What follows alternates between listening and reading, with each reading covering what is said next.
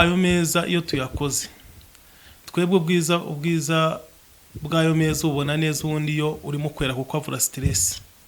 Kuko ayo meza dukora iyo uhageze aragucerenjinga, turayakora tugashyiramo ibiti. Ibi bintu uyu mugabo ari kuvuga, njyewe ejo bundi nasuye stand ye muri Expo.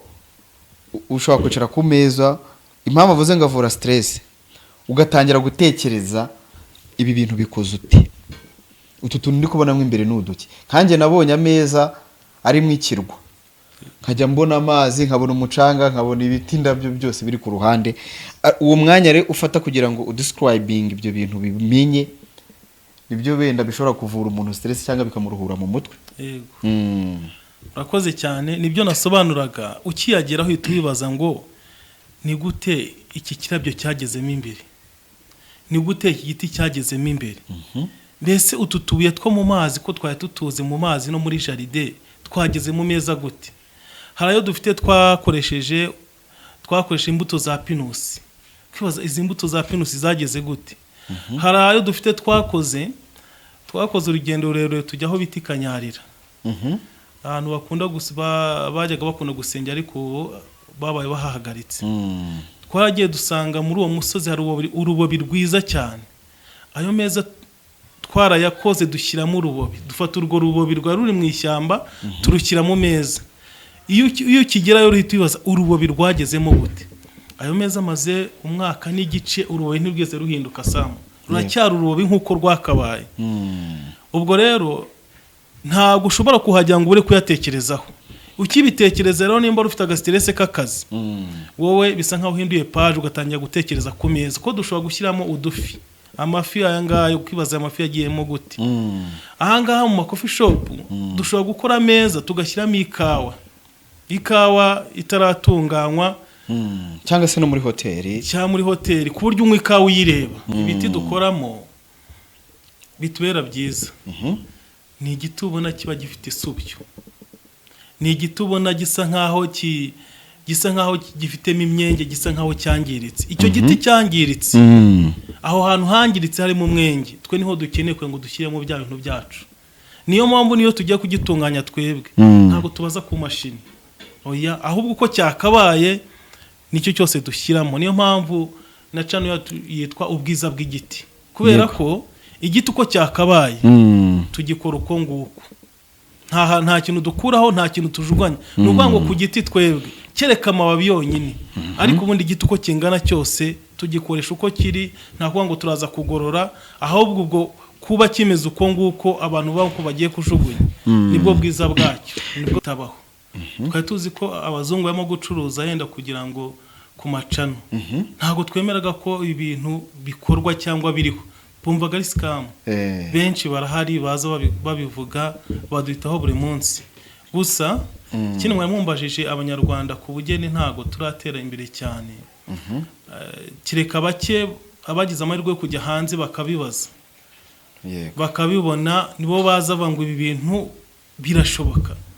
Bamara kuhagera bakavuga ngo bya bintu uko birashoboka. Noneho n'igiciro cyacu kuri twebwe mu Rwanda kiri hasi.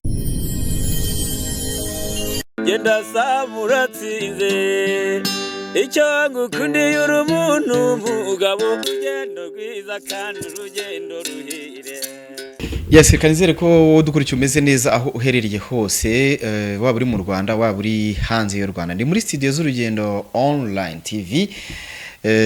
Nkuko musanzwe mubizi tubabera abaranga beza cyangwa se tuzana shwadiro za buri munsi. Uyu mugabo uje muri studio yara mwagiye mubona inshuro nyinshi dukunda gupostinga intebe, ameza, ibikoresho byo mu nzu bikoze mu buryo budasanzwe. Ugasanga intebe uri kuyireba cyangwa ameza uri kurebamo amazi mwimbere cyangwa se uri kurebamo ikirwa bashushanyijemo, uri kurebamo inyuguti zanditse, uri kurebamo indabyo zisa neza, uri kurebamo udufi. Noneho abantu benshi bari bazi ko ari made in China, ni made in Rwanda. Uyu niwe muntu wa mbere wenyine ubikora mu Rwanda. Twamwakira mu Festo muri studio zacu. Karibu cyane, karibu mu Rugendo. Wahageze umeze neza? Meze neza ndashima Imana. Je gusobanura abanyarwanda rero nge naragusuye muri Expo mbona meza mbona n'intebe n'imitako, mbona biriya bintu bitari bisanzwe, ntabwo ari ibintu dusanzwe tubona mu Gakinjiro. Biriya bintu ubikora ute cyangwa se ukora n'ibicyo? Nambwire ibintu byose ukora. Murakoze cyane. Reka mbanze nsuhuze abakunzi ba online, urugendo online. Amahoro Yesu tanga ndayabifurije mu izina rye. Jewe rero nkuko muhimbajije, iriya projet ni projet nziza cyane yo gukora ameza mu buryo bwa unique. Nuko ameza nkora na ameza nshobora gukora ku buryo umuntu uwo ari we wese adashobora kuyabona ku rwego rw'isi. Noye nyakoze abavuyeho.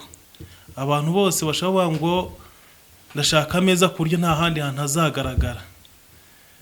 Nicyo kibazo naje nje gusubiza. Uko njya kuzanira projet, yego, nibazaga ni gute umuntu ashobora kubaka inzu ya miliyoni 500 yarangiza akazana ameza asa nayo umuntu wubatse inzu ya miliyoni 10, 15, 20. Kandi abura abakire bakunda ngo unique, ibintu biri unique.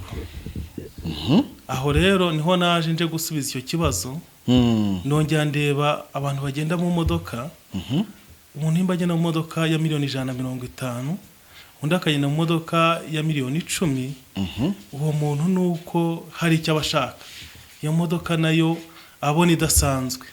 Hariho naje nje gusubiza icyo kibazo nakivuga ngo ni gute habaho ameza ashobora gukorwa agatandukana n'andi ku buryo bugaragarira amaso. Bishatse kuvuga ko uje kureba ayo meza aje muri salo yawe, yego, Samu, iyo nyagukoreye nta yandi ya kabiri nshobora gukora kopi yayo, kubera ko dufata igiti uko cyakabaye tuhagikorera finissage cya finishing mu Cyongereza. Twarangiza tugafata product bita epoxy, tukayishyiramo, dushyiramo indabo, dushyiramo utubuye twiza cyane two mu mazi.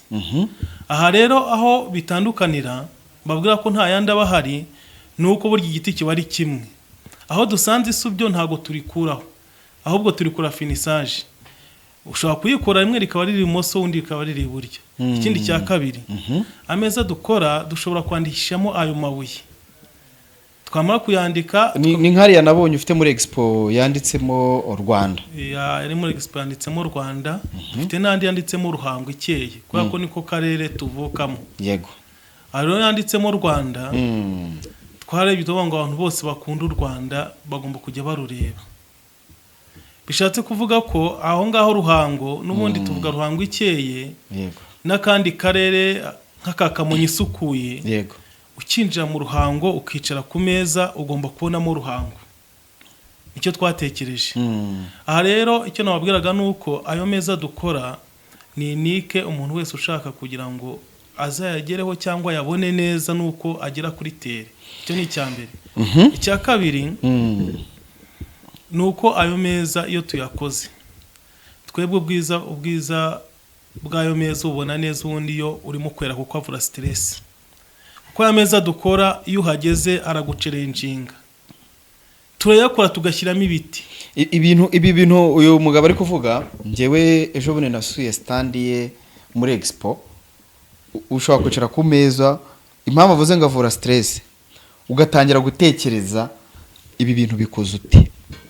Utu tuntu ndi kubona imbere n'uduki. Kanjye nabonye ameza ari mu ikirwa, nkajya mbona amazi, nkabona umucanga, nkabona ibiti, ndabyo byose biri ku ruhande. Uwo mwanya rero ufata kugira ngo udescribing ibyo bintu bimenye, nibyo benda bishobora kuvura umuntu stress cyangwa bikamuruhura mu mutwe. Yego. Urakoze cyane. Nibyo nasobanuraga, ukiyageraho uhita wibaza ngo ni gute iki kirabyo cyagezemo imbere, ni gute iki giti cyagezemo imbere. Mbese utu tubuye two mu mazi ko twari tutuze mu mazi no muri jaride twageze mu meza gute. Harayo dufite twakoresheje imbuto za pinusi. Kwibaza izi mbuto za pinusi zageze gute. Harayo dufite twakoze urugendo rurerure tujya aho biti Kanyarira. Ahantu bakunda bajyaga bakunda gusengera ariko babaye bahahagaritse. Twaragiye dusanga muri uwo musozi hari urubobi rwiza cyane.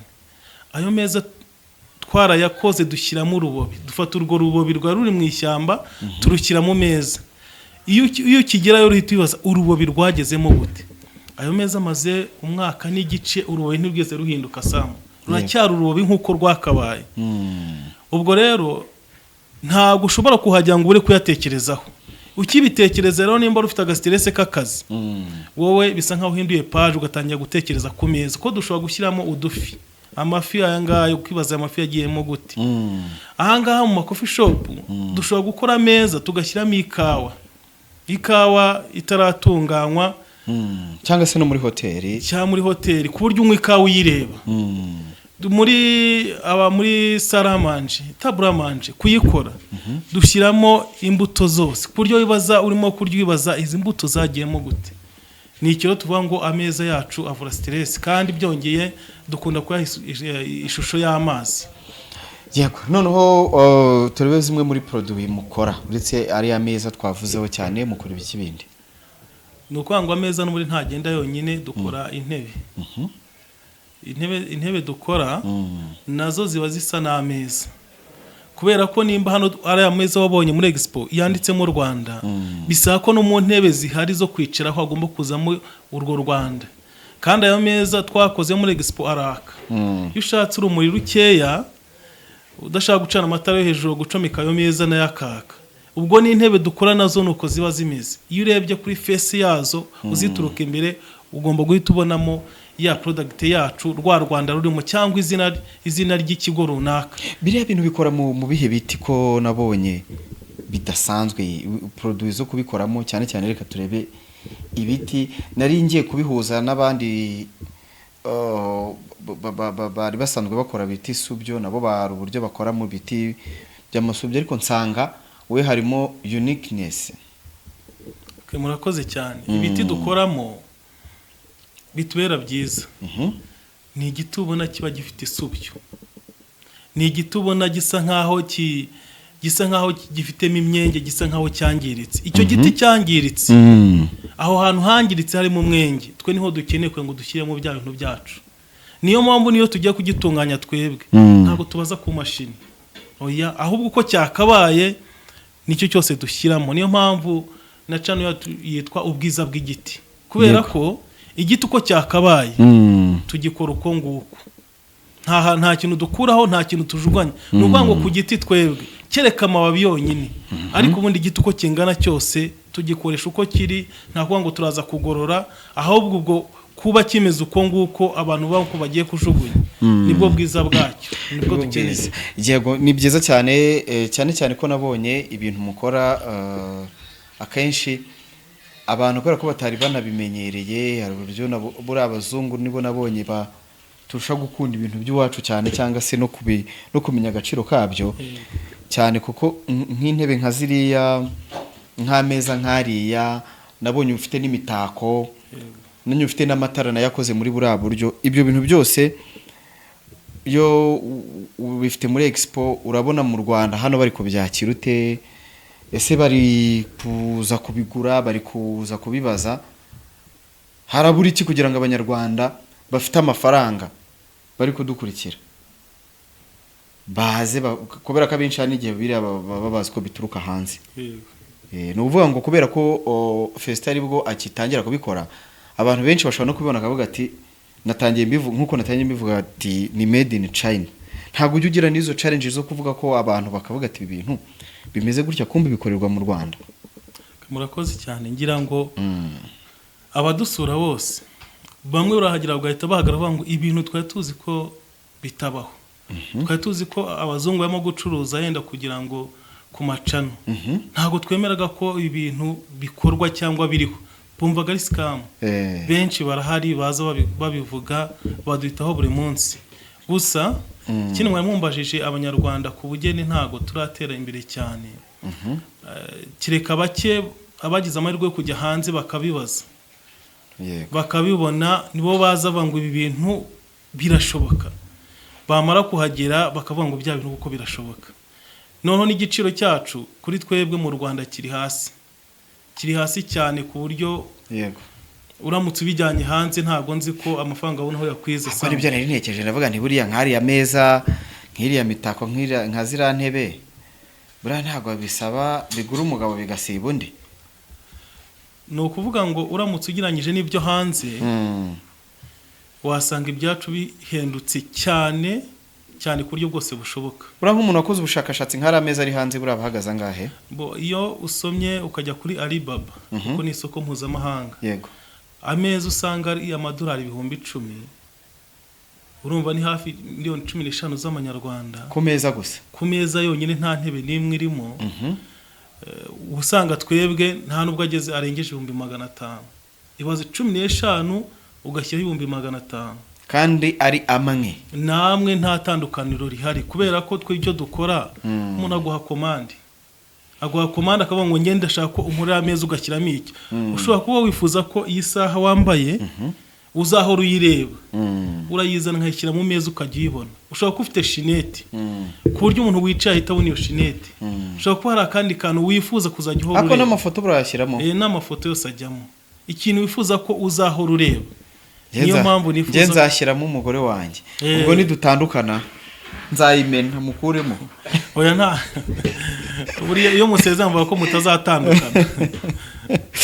Yego, abantu rero mudukurikira, abantu mushaka, ndabizi ko mufite abantu benshi mufite ma hoteli mudukurikira, abantu mufite ama coffee shop cyangwa se mugiye kuyakora, abakire mufite inzu zanyu zimeze neza. Murebe uyu mugabo mu mahamagare abakorera ibintu byiza ku buryo umuntu azajya ariko uzi kugusura umuntu akamenya intebe yicayemo amafaranga zigura.